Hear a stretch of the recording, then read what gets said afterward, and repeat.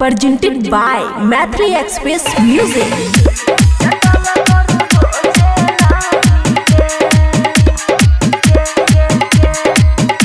खुशी recording studio Baluaha.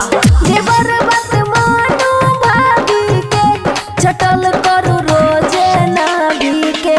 देवर बात मानो भाभी के चटल करू रोजे नाभी के। सैया जी हमर पूना चल गेलै लके झुनझुना चल गेलै। सैया जी हमर पूना चल गेलै लके झुनझुना चल गेलै। देवर बात मानो भाभी के चटल करू रोजे नाभी के। देवर बात मानो भाभी के चटल करू रोजे नाभी के। देवर बात मानो भाभी के। DJ good Madhubani DJ good Madhubani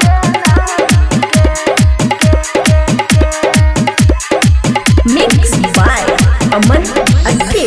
सैया जी कुछो केल कई नहीं रामा बात बूझल कई नहीं रामा।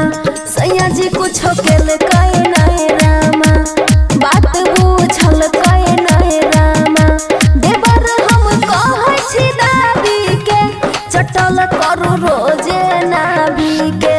देवर बात मानो भाभी के चटल करू रोजे नाभी के।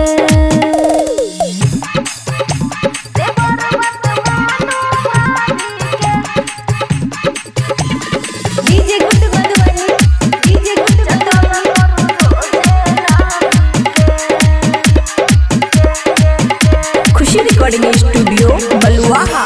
नैहर रहे नीमन हो रामा माछ के तीमन हो रामा।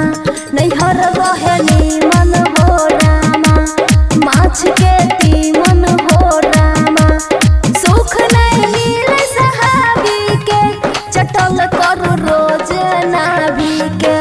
देवर बात मानो भाभी के चटल करू रोज नाभी के। देवर बात मानो भाभी के। DJ good Madhubani DJ good Madhubani.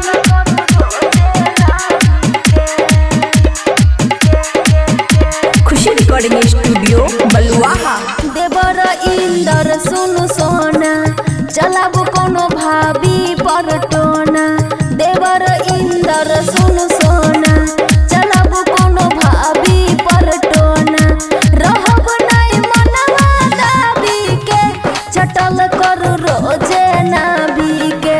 देवर बात मानो भाभी के चटल करू रोजे नाभी के।